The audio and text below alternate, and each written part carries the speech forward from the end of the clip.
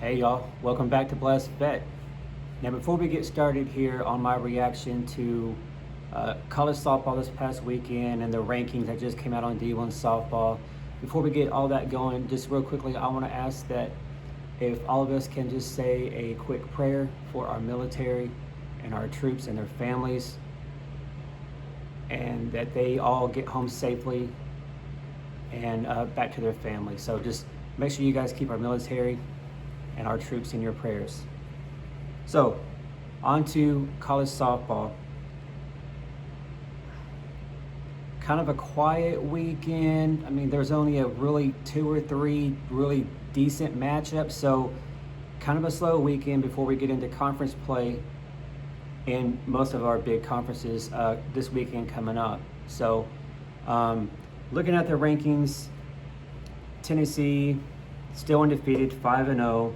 They did struggle a bit against App State twice, which is kind of shocking, but of course they came together, came back, and were able to get those victories. Texas Tech, again, another easy weekend. And their only loss was to Nebraska, so they dominated, bad teams like you're supposed to. So they stay at number 2. You have the Texas Longhorns at number 3, 19-1 record. Again, really soft weekend, and then of course their only loss being to Nebraska. Number 4, you have Alabama. The Alabama Crimson Tide, y'all, are 22-0. Didn't see that coming. Didn't think Bama would be this good of a squad this year, but to this point, very, very impressed with them. They went 7-0 on the weekend, and if you remember, last weekend they went down to Tallahassee, and they beat, at the time, a top 10 Florida State team at their place. So very, very impressed with number 4 Alabama so far. Number 5, another surprise, you have the Arkansas Razorbacks coming in at 19-1. Another easy weekend. And of course, their best win and their only loss was to another ranked team in Virginia earlier in the season. Now we get to Oklahoma at number 6. So usually I do a recap. Of course, being an OU fan, I usually do a recap over Oklahoma Sunday evening, but I wasn't able to. So here I kind of wanted just to give my 2 cents on OU and how they look this weekend.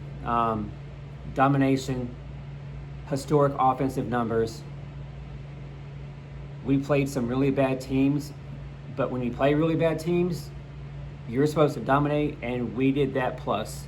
So over the weekend, Oklahoma played Alabama State 3 times, Sam Houston State a couple times, and then yesterday we beat Southeastern Louisiana. So you look at that and you're like, well, man, that's another cupcake weekend. Of course they dominated. So OU won over the weekend 32-0, 23-3, 13-3, 9-1. Oklahoma, y'all, over the weekend in 6 games, outscored their opponents 116-15. That's ridiculous. I don't care who you're playing. That is ridiculous. Just complete domination from Oklahoma. Just looking at some of their absurd stats. Of course, they lead the country in home runs. They're on pace to break the all-time record, which was set by the 21 Oklahoma team of 161. Y'all, they already have 86 home runs in just the first 21 games, led by a freshman, Kendall Wells, who already has 15 on the season by herself. So the OU offense is putting up ridiculous, crazy numbers. Now, once they get in the SEC play, of course, some of that's going to obviously come down, better competition. So, man, to this point, the OU offense is very, very impressive. And then looking at their pitching, which is OU's biggest weakness, I thought as a squad, as a staff, they looked a lot better overall. The one being Kirsten Dill, who's still having her ups and downs, but hopefully as the season progresses, she'll get right mentally, physically. And another prayer that I would ask from y'all, just keep praying for Jen Rocha, the pitching coach for Oklahoma. She's dealing with some health issues, not able to be with the team right now. So once she gets back to back up there in Norman, I feel like the pitching staff will be even that much better. But a lot of respect and a lot of props to Carly Keeney, who took her place. And so far, she's done an amazing job. But Pitching is the one place and the one category that you could definitely get better at. Number 7, UCLA. They had a great win. It was only one of the few ranked-on-ranked matchups this weekend. They beat, at the time, undefeated Florida, who came in, I think, at like 21-0. They beat them 15-12. So great win for UCLA. They go up from number 10 to number 7. Number 8, you have Florida. I just mentioned Florida. They came into this weekend undefeated, hadn't played anybody at all. They dominated like they were supposed to. And then they go up against UCLA and they take their first L. So Florida is still kind of a question mark. We'll see what they do as we get into conference play this weekend for most of the teams in the SEC. Number 9, you have Nebraska. Now, of course, being an OU fan, a lot of us were excited to see Jordy Fram, formerly Jordy Ball from Oklahoma, go down to Stillwater to take on the Oklahoma State Cowgirls there. And they played twice. Both of them were great games. The first game, Oklahoma State had to walk off Nebraska in like the bottom of the 11th inning. Just a fantastic game. And then they came back a couple of days later, and Jordy Fram was out there at the circle, and she was able to get the win 4-3. So Oklahoma State, Nebraska, they split, but a good weekend overall for Nebraska. Number 10, we have Florida State. Again, really easy weekend. They go 5-0. Not really a lot to talk about on Florida State. Number 11, Virginia Tech, same thing. They're 16-2. They went 5-0 on the weekend. They stayed 11. Not really too much going on for them. Georgia, same thing. They go 4-1 on the weekend. They stay at number 12. They're 17-5 on the season. And they will be going into SEC play this weekend against Arkansas. So we'll see how that goes down. Number 13, you have Oklahoma State, 15-5 on the season. Of course, like I just said, they played Nebraska twice. They split. They're in Stillwater with them. So overall, a really good weekend, for Oklahoma State. So they sit at number 13. 14, you have Oregon. They're 13-6 on this season. They've had a very tough schedule to start the season. So that's why they're getting the respect and the rank of where they are. They go 5-0 on the weekend, and they stay at number 14. Virginia, they're 19-1. Now, Virginia and me is kind of sneaking up on people. I didn't think Virginia was this good. But, to this point, 19-1. They went 7-0 on the weekend. And they, early in the year, so their only loss and Arkansas's only loss is to each other. So Arkansas and Virginia, they split earlier in the season. So Virginia off to a great start to the 2026 softball season. Number 16, we have LSU, another SEC team, 17-4. They go 5-0 on the weekend, stay at number 17. Same thing, Mississippi State. Now, Mississippi State, they took a L. I don't remember to who it was this weekend, but 18-2. They go 4-1 on the weekend. They drop a spot going from 16 to 17. Number 18, you have the Arizona Wildcats. Of course, Arizona was the first team to give OU an L there in the first weekend of softball, but they have a 17-5 record. They go 5-0 on the weekend, and they go up a spot from 19 to 18. At number 19, we have the Texas A&M Aggies, 15-7. They've had a pretty tough schedule too. They went 5-1 on the weekend, and they go down a spot from 18 to 19. Coming in at number 20, none of you guys are ever going to guess this. Number 20, we have Grand Canyon, 22-0. Of course, 6-0 on the weekend, and they come up from 23 to 20. Don't know anything about Grand Canyon, but they're obviously going to make some noise, and so we'll see, being a mid-major lower tier school, how much noise can they make come postseason? So, props to them. Great start, Grand Canyon. Let's see what you can do. Coming in at number 21, we have the Stanford Cardinals, 11-6. Again, their schedule's been pretty tough, not too bad. They go 1-2 on the weekend. Good losses. If you're going to take 2 losses in a weekend, take it to number 1 Tennessee, as Tennessee dominated them twice over the weekend. So Stanford goes 1-2 on the weekend, and they go from they drop one spot from 20 to 21. 22, you have Penn State. They come in at 16-4. They go 3-2 on the weekend. And So Stanford lost to Louisville twice, so a conference play there. And Penn State was the one that played Tennessee. It was rough. But like I just said, if you're gonna, take a couple L's in the same weekend, take it to the number one team. Good losses. So Penn State's sitting there at number 22. Number 23 out of the Big 12, you have UCF, 20-4 on the season. Great start for them. 6-0 this weekend, and they weren't ranked. So UCF, welcome to the top 25, sitting at number 23. Number 24.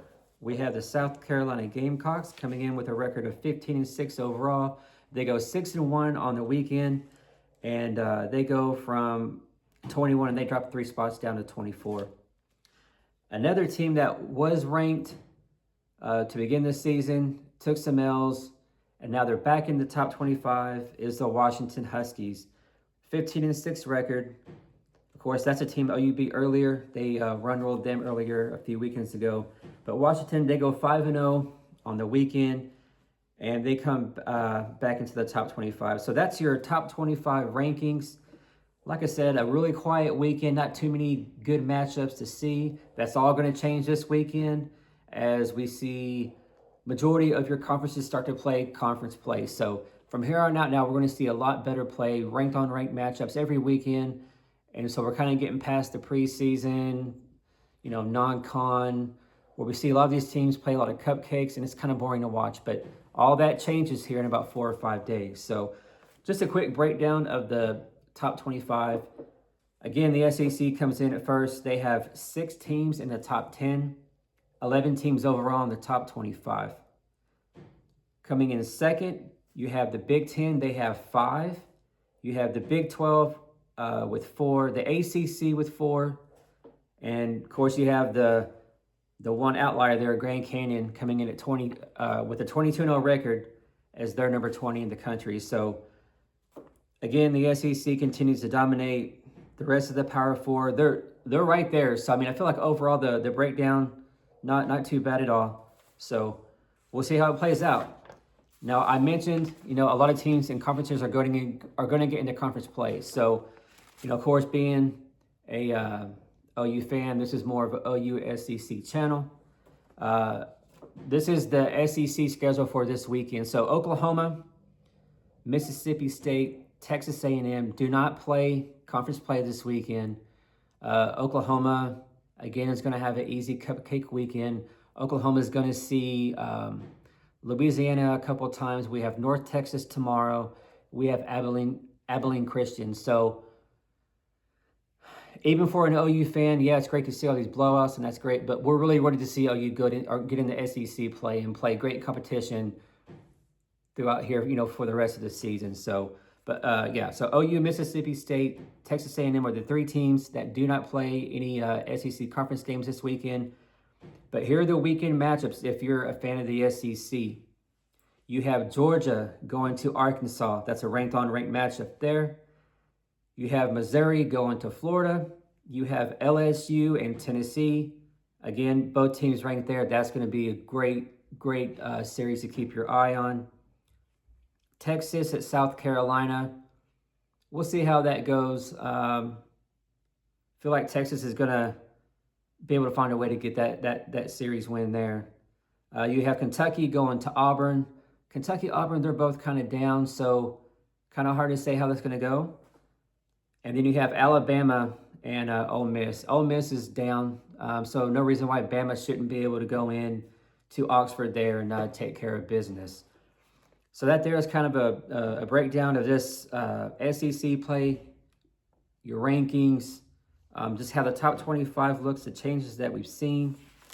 So again, it was another great weekend of softball. We saw crazy things from Oklahoma offensively.